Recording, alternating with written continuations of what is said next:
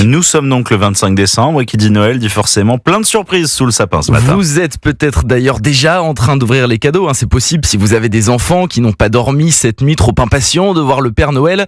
Une chose est sûre, vous serez nombreux à être gâtés ce matin par les petites attentions de vos proches. Un moment de convivialité qui, pour certains, se transforme en un moyen de se faire un petit peu d'argent. La revente de cadeaux de Noël explose chaque année. Près d'un Français sur deux l'a déjà fait, selon une étude de la plateforme de revente eBay. La pratique se démocratise, comme l'a constaté Brieux Bochet pour Europe 1.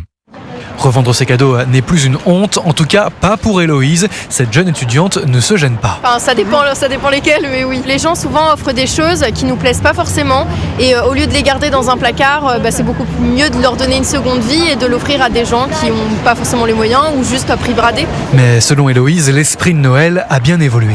Maintenant Noël, c'est un peu économique, tout le monde achète beaucoup de choses, beaucoup de cadeaux, donc autant faire plaisir à tout le monde. Mais ce n'est pas l'avis de Daniel, 76 ans, et c'est une question de principe. Je ne vends jamais de cadeaux de Noël, je ne vends pas ce qu'on m'a offert. Pour elle, c'est aussi une question de respect pour la personne qui offre. Je pense qu'il y a quelque chose de traditionnel et puis il y a un problème générationnel. Je pense que maintenant, on est tellement habitué à se dire bon allez, ça me plaît pas, je le revends sans attacher d'importance à ce que l'autre a offert. Mais la pratique se répand, la plateforme eBay attend plus de 300 000 annonces de cadeaux déjà remis en vente dès ce matin. Le reportage de Brieux Bochet du service économie d'Europe 1 et à noter que l'inflation et la crise économique que traverse la France se fait sentir sous le sapin cette année encore.